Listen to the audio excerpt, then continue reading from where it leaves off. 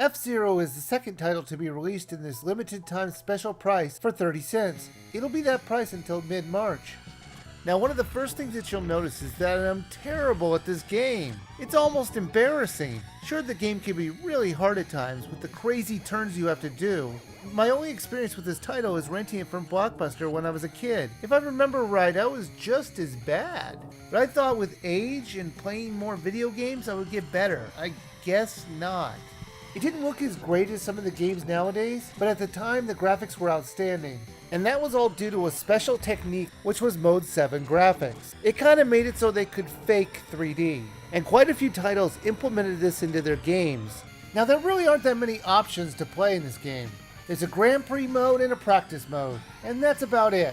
Now, there are a few cars that you could choose from. Each have their own positives and negatives, from the handling to speed or acceleration. Now, like I said, this is a racing game, not some kart racer where you have to deal with items or fighting off the other drivers. That's not to say that you don't have to deal with the other drivers. They're not going to actively try and take you out. But I do have to say, for a racing game, it really did show off the sense of speed, and that was really cool.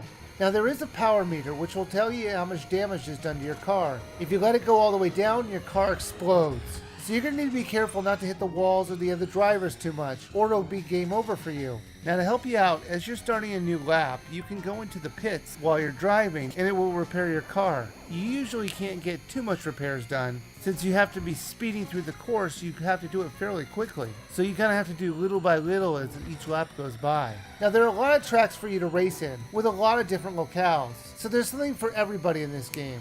Unfortunately, doing the game in Mode 7 graphics meant everything was kind of zoomed in and really pixely. That's not to say it was bad, it was just different. One of the things that I really didn't like was often I would pass cars thinking I was getting to a better placing, and it was just another car I had already passed. This happened way too often. Now, there is no multiplayer in this game at all, and that felt strange. I'm used to racing games with plenty of multiplayer, and this type of game would normally scream for multiplayer, but there is no option for it. Now, just like Balloon Fight, this game has a restore feature where you can save anywhere and you can pick up the game right where you left off. And all of the controls will be programmable, so you can change it to your personal preferences. Now, the game is completely playable on the gamepad, and that's pretty much where I played it most of the time. F-Zero is a fun, fast-paced racer. There are a lot of tracks for you to play, and it's basically a classic in its own right. If you can get this before the sale ends, I say go for it. It's totally worth the money. But even if you don't, I still think it's worth a buy.